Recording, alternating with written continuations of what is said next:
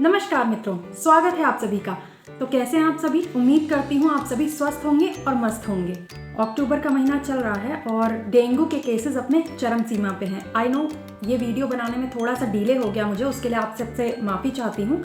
Dengue पे हमारा पहला वीडियो है जिसमें हम आपको डेंगू किस रीज़न से होता है, उसके लक्षण क्या हैं, साथ ही आप डेंगू से किस तरह से अपना बचाव कर सकते हैं उनके बारे में डिस्कस करने वाले हैं। इसी के साथ इसका पार्ट 2 भी आएगा जिसमें हम कुछ ऐसे घरेलू नुस्खों के बारे में जानेंगे जिनको अपनाकर आप बहुत इजीली अपना डेंगू क्योर कर सकते हैं दवाइयों के साथ साथ। तो इसीलिए अगर आप चैनल पे नए हैं तो हमारे चैनल को सब्सक्राइब करके बेल आइकन प्रेस करना ना भूलें, जिससे कि ऐसे ही वीडियोस की नोटिफिकेशंस आप तक टाइम टू टाइम पहुंचती रहे। अब हम सभी जानते हैं कि डेंगू मच्छर के काटने से फैलता है और ये एडीज एजिप्टी नाम के मादा मच्छर के काटने की वजह से फैलता है। अगर आप सबको नहीं पता है तो मैं बता दूं, ये मच्छर 4 से 7 मिलीमीटर लंबा हो सकता है, काले रंग का, और इस पे सफ़ेद रंग की चित्तियाँ दिखती हैं। डेंगू का बुखार या फिर डेंगू का मच्छर ज़्यादातर हमें बरसात के सीजन्स में ही देखने को मिलता है और ये सबसे ज़्यादा अगस्त से अक्टूबर के महीने में आपको ज़्यादा देखने को मिलता है।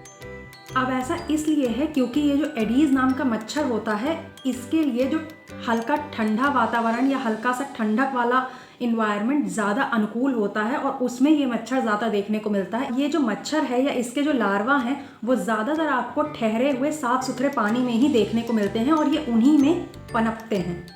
अब ये मच्छर ज़्यादातर दिन के समय खासकर आपका सूर्योदय यानी कि सनराइज और इधर आपका सनसेट यानी कि सूर्यास्त के टाइम पे काटता है। इसके काटने की वजह से जो डेंगू का वायरस है हमारे ब्लड में एंटर करता है और फिर 2 से 7 दिन के बीच में हमें हमारी बॉडी में डेंगू फीवर के लक्षण दिखने शुरू होते हैं। अब डेंगू के लक्षण क्या हो सकते हैं वो जान लेते हैं।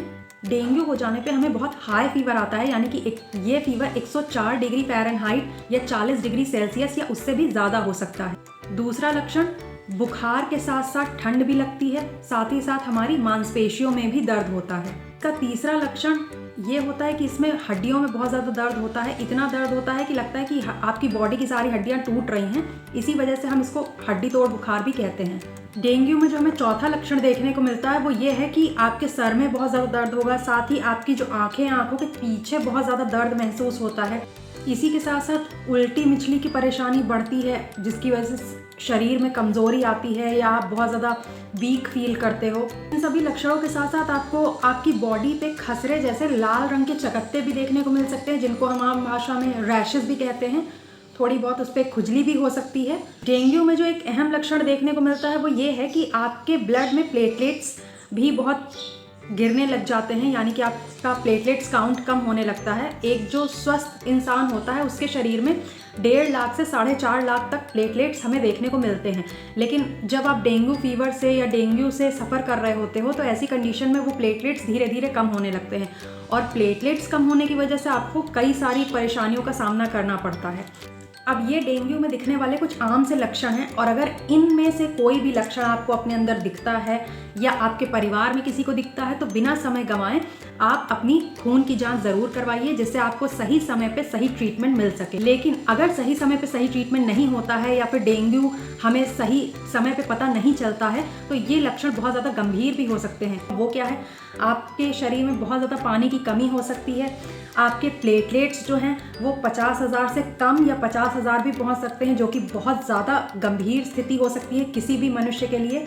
उसी के साथ साथ आपकी बॉडी पार्ट से यानी कि नाक से, मुंह से या वॉमिटिंग करते टाइम खून आने की समस्या भी होती है। इसी के साथ साथ आपका जो बीपी है वो गिरता है, आपके हार्ट बीट्स बहुत ज़्यादा तेज़ होने लगती है, मुंह बहुत ज़्यादा सूखता है और साथ ही आपको हर थोड़ी देर पे वॉमिटिंग होती है। वॉमिटिंग के साथ साथ भी कभी कभी खून भी आ सकता है, आपका लिवर बढ़ जाता है। तो ये सारे लक्षण अगर आपको देखने को मिल रहे हैं तो बिना समय गंवाएं आप अपने पास के अस्पताल में जा कर के चिकित्सीय परामर्श लीजिए और साथ ही साथ अपना इलाज जल्दी से जल्दी शुरू करवाइए, क्योंकि ऐसी स्थिति में अगर आपको सही समय पे इलाज नहीं मिलता है तो इससे आपकी जान को भी बहुत ज़्यादा खतरा हो सकता है। अब आपने डेंगू में होने वाले लक्षणों के बारे में तो जान लिया है, लेकिन अब हम बात करने वाले हैं उनके बचाव के बारे में, किस तरह से हम डेंगू से बच सकते हैं। क्योंकि आपने ये ज़रूर सुना है, prevention is better than cure, यानी कि आपको उपचार करना पड़े उससे अच्छा है कि आप बचाव कर लीजिए। सबसे पहला बचाव तो यही है, हम जानते हैं कि ये डेंगू की जो प्रॉब्लम है वो मच्छरों के काटने की वजह से होती है, तो इसीलिए हमें हर वो प्रयास करना है जिससे हम अपने आप को मच्छरों से बचा सकें। अब मैंने पहले ही बताया था, ये मच्छर ठहरे हुए साफ सुथरा पानी में रहता है, इसीलिए आप कोशिश करिए कि आपके घर में कोई भी ऐसी जगह ना हो जहाँ पर इस तरह का ठहरा हुआ साफ सुथरा पानी हो। अगर ऐसा है तो उस पानी को आप समय समय पे साफ करते रहिए, चाहे वो कूलर का पानी हो, चाहे वो गमले का पानी हो, चाहे वो घर में रखी कोई कबाड़ की चीज़ में जमा हुआ बारिश का पानी हो। घर के आसपास कूड़ा कचरा न फैलने दीजिए, उसकी साफ सफाई समय समय पे करते रहिए। साथ ही जब आप रात में सोते हैं तो मच्छरदानी का प्रयोग ज़रूर करिए, क्योंकि ये मच्छर ज़्यादातर हमें दिन में ही काटता है, इसलिए कोशिश करिए कि ऐसे मौसम में फुल स्लीव्स के कपड़े ही पहनिए, full pant, full shirt, full T shirt का प्रयोग ज़्यादातर करिए।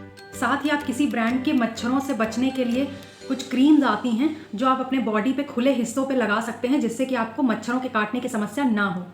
इस मौसम में काले तथा गहरे रंग के कपड़ों को पहनने से बचिए, हल्के रंगों के कपड़ों का ज़्यादातर इस्तेमाल करिए, क्योंकि मच्छर जो होते हैं वो काले रंग या गहरे रंग की तरफ ज़्यादा आकर्षित होते हैं और फिर ऐसी सिचुएशन में आपको मच्छर के काटने का खतरा ज़्यादा होता है। और जैसा कि मैंने आपको वीडियो के स्टार्टिंग में ही बताया था, ये मच्छर सनराइज और सनसेट के टाइम पे ज़्यादा काटते हैं, तो ऐसे समय पे आप थोड़ा ज़्यादा सतर्कता बनाए रखिए जिससे कि आप मच्छरों के काटने से बच सकें। इसी के साथ साथ आप अपने घर में किसी अच्छे मस्किटो रिपेलिएंट का छिड़काव ज़रूर करिए। मार्केट में बहुत सारे मस्किटो रिपेलिएंट्स होते हैं जो आपकी हेल्थ के लिए भी नुकसानदेह नहीं होते हैं, उसी के साथ साथ आपके मच्छरों को भी आपके घर से दूर रखने में हेल्पफुल होते हैं। उम्मीद करती हूँ आज की जानकारी आप सभी को अच्छी लगी होगी, साथ ही ये आपके लिए उपयोगी साबित होगी। अगर ऐसा है तो आप हमारे वीडियो को लाइक करके इसे दूसरों के साथ शेयर ज़रूर करिए, और अगर आपके कोई भी हमारे वीडियो या हमारे चैनल से रिलेटेड सुझाव हैं तो उन्हें हमें कमेंट बॉक्स में कमेंट करके ज़रूर बताइए, क्योंकि आपके सुझाव हमारे लिए बहुत महत्वपूर्ण हैं। आज के लिए बस इतना ही, धन्यवाद।